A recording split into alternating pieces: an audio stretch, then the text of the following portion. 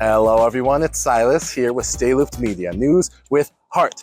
We here today on this beautiful day are at Elitch Gardens in Denver. It's an amusement park. We have roller coasters, we have a water park, we have food and snacks and drinks and fun and family, and it's going to be a great time today. We are going to be focusing on the accessibility portions of the park. What kind of rides are accessible, and these sort of things that they do for people who maybe can't physically do some of the things that other people can do. The first thing you want to do when you go to Elitch Gardens when you're looking for accessibility options is go to guest services near the front of the park. It's right by the carousel, you can't miss it. There you'll find things like this, a list of accessible entrances for almost every ride in the park. Most of them are through the exit, but if you ask any sort of employee member there in guest services or just around, they're more than happy to help you out. Another thing guest services offers is the Ride Accessibility Pass. With this pass, guests specifically with autism won't have to wait longer than 30 minutes on any given major ride. For minor rides, I don't even believe they have to wait in line. But for major rides, you won't have to wait longer for 30 minutes if waiting is really hard for you, as it is for me.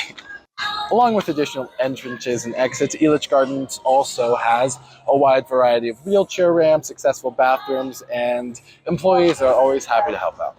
Of course, there's also a wide variety of rides that involve jolting, going upside down, high up in the air, high pressure situations. So you should always consult your doctor before going on any extreme rides if you have any sort of heart condition, are pregnant, or are just not sure if it's right for you.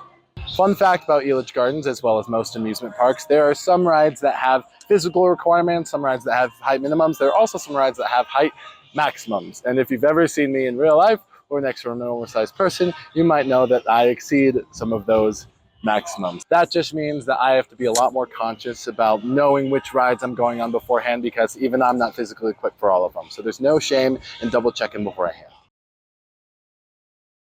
Now we'll have the opportunity to speak with Jenny from Theme Park Com, which focuses on theme parks and other high energy locations and places within them where you can take a break.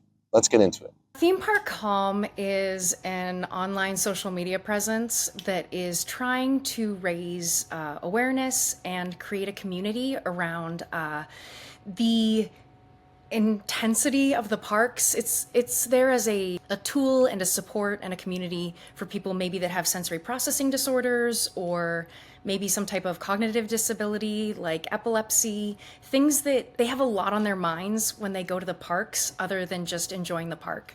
So I'm hoping to create a space and give information about that to people. I'm a photosensitive epileptic, which means that strobe lights and things like that bother me. And when I was much younger, I came down to the parks and I had just been diagnosed with epilepsy, and I asked the guest relations department at one of the parks, I said, what rides can I go on safely? And they said, oh, I have to go to the back and check. And then they came back and they said, none of them.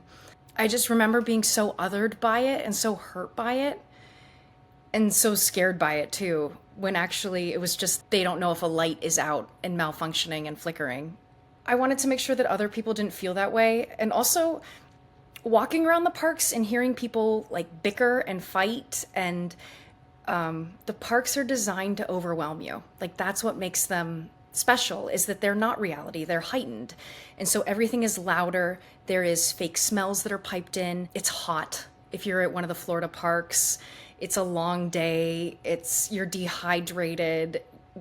Everything's kind of really intense for people. So even if you don't have a sensory processing disorder, I think having the time to just go, I need to go stand in a shop where there's air conditioning and we just need to breathe for a second, like, could really eliminate some of the stress and maybe fighting that happens while people are on their trips to these amazing locations. So these theme parks are kind of built to overwhelm you, but that's kind of what people go there for. Do you think a lot of parks even think about guests who need something a little more calm? It has been some really challenging advocacy work. The other day I went and I tried to go to the accessibility section of the Universal app. And I was like, oh, I must be missing it. I can't find it. And so I gave my phone to a few other people, and they were like, no, there's no accessibility section.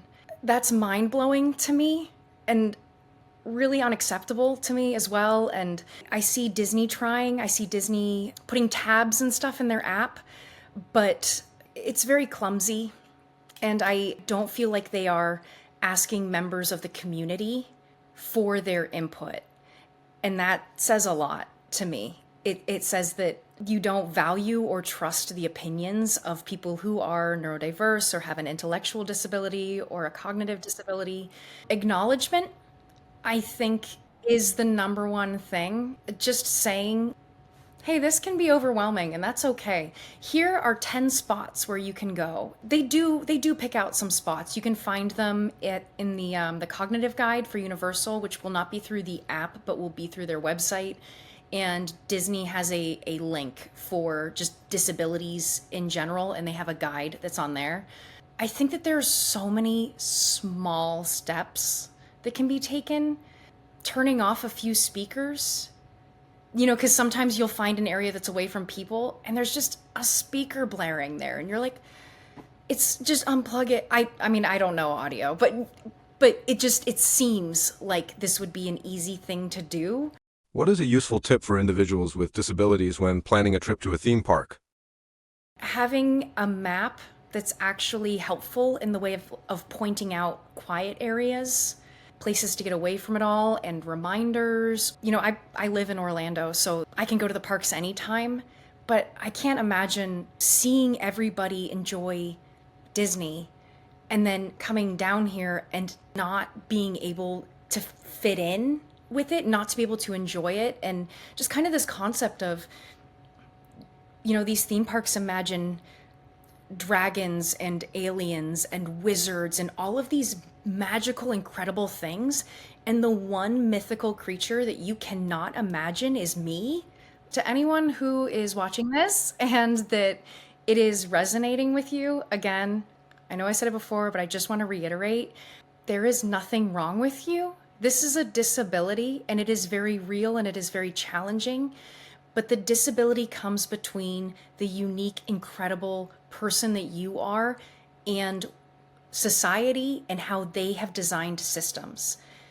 And it's about going through and finding the systems and patterns that work for you so that you can function and find joy in things. That's really important to me, that this is a community that sees itself and celebrates itself. And having places like here where that can happen and Theme Park Calm where that can happen, I think are very huge steps forward in that. It's a really good thing. I know many people needing it. So if you were interested in anything that was being talked about today or just want to chat, I am over at Theme Park Calm, and you can find me on Instagram and on TikTok. And I mostly post about the Orlando parks, but if there's anything else you're interested in, I'm obviously very passionate about this and would love to have the chance to talk with you.